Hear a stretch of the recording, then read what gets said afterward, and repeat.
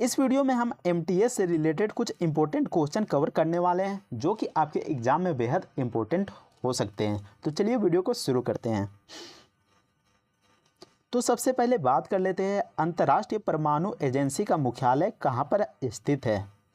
तो आपको बता दूं कि अंतर्राष्ट्रीय परमाणु ऊर्जा एजेंसी एक स्वतंत्र संस्था है जो कि किसी पर डिपेंड नहीं करती, वह खुद में यहाँ पर निर्णय ले सकती है, जिसका मुख्य उद्देश्य दुनिया में परमाणु ऊर्जा का शांतिपूर्वक इस्तेमाल करना है।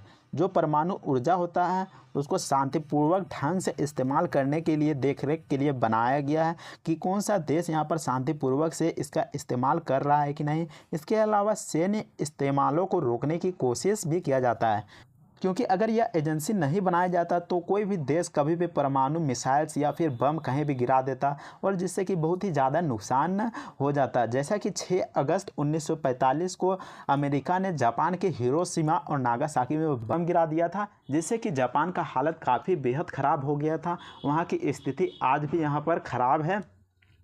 तो इन्हीं कारण से जो अंतर्राष्ट्रीय परमाणु एजेंसी को बनाया गया है, इसकी स्थापना की बात की जाए तो इसकी स्थापना 29 जुलाई 1957 की हुई थी और इसका मुख्यालय ऑस्ट्रिया के वियना शहर में है। तो यहाँ पर पूछा गया था अंतर्राष्ट्रीय परमाणु एजेंसी का मुख्यालय कहाँ है, तो यह ऑस्ट्रिया के वियना शहर में है। इस सवाल में पूछा गया कि भारत में ब्रॉड गेज में पटरियों के बीच की दूरी कितनी होती है।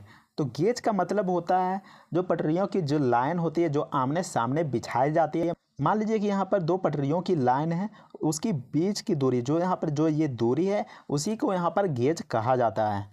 तो आपको बता दो कि भारत में मुख्यतः 3 प्रकार के रेलवे ट्रैक गेज बनाए जाते हैं, जो कि ब्रॉड गेज है और मीटर गेज है और नैरो गेज है। तो ये 3 प्रकार की गेज भारत में मुख्यतः बनाई जाती है और इसकी लंबाई कितनी कितनी होती है ये भी बता देता हूँ।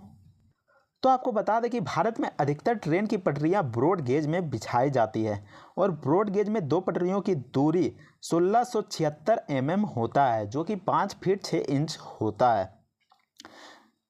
तो आपका जो सवाल पूछा गया था भारत में ब्रॉड गेज में पटरियों के बीच की कितनी दूरी होती है, तो 1676 मिलीलीटर होता है। इसके अलावा मीटर गेज को भी देख लीजिए। तो मीटर गेज में 2 पटरियों के बीच की दूरी 1000 मिलीमीटर होता है और 1000 मिलीमीटर में 3 फीट 8 इंच होता है।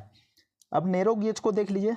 नैरो गेज में 2 पटरियों के बीच की दूरी 762 मिलीमीटर होता है या फिर 610 मिलीमीटर भी हो सकता है। तो नैरो गेज होता है यहाँ पर 2 यहाँ पर माप में बिछाया जाता है, 762 मिलीमीटर और 610 मिलीमीटर। और आपकी जानकारी के लिए बता दें कि नैरो गेज की पटरियां वहां बिछाई जाती हैं जहां पर ब्रॉड गेज और मीटर गेज जैसी लंबी यहां पर पटरियां नहीं बिछाई जा सकती। इस सवाल में पूछा गया कि इंडियन ऑयल कॉरपोरेशन की स्थापना किस वर्ष की गई थी। तो इंडियन ऑयल कॉरपोरेशन की स्थापना 30 जून 1959 में की गई थी। तो कब की गई थी? 1959 में। इसकी स्थापना भारत सरकार द्वारा की गई थी और भारत सरकार के पेट्रोलियम और प्राकृतिक गैस मंत्रालय के द्वारा किया गया था। इस सवाल में पूछा गया कि निम्न में से कौन सा आर्टिकल समान नागरिक संहिता से संबंधित है। तो आपको बता दूं कि समान नागरिक संहिता, जिसे यूसीसी के नाम से भी जाना जाता है, इंग्लिश में इसे यूनिफॉर्म सिविल कोड कहा जाता है, जिसके तहत कहा गया है कि सभी नागरिकों, भारत में जितने भी नागरिक रह रहे हैं, उनके शादी या फिर तलाक, जो डिवोर्स लेते हैं या फिर कोई बच्चा को गोद ले लेता है या फिर उत्तराधिकार जो वंशज होता है या फिर जो ज़मीन विरासत होता है, यानी कि जब कोई बाप अपना बेटे के नाम पर लिख देता है तो वो विरासत होता है। इन सभी मामलों में भारत में रहने वाले सभी नागरिकों, चाहे वह कोई भी धर्म का हो या फिर कोई समुदाय का हो या फिर कोई भी जाति का हो, उसके लिए समान कानून होगा। सभी को एक ही कानून मानना पड़ेगा। तो यह समान नागरिक संहिता अनुच्छेद 44 में कहा गया है। उम्मीद करते हैं कि आपको यह वीडियो अच्छा लगा होगा।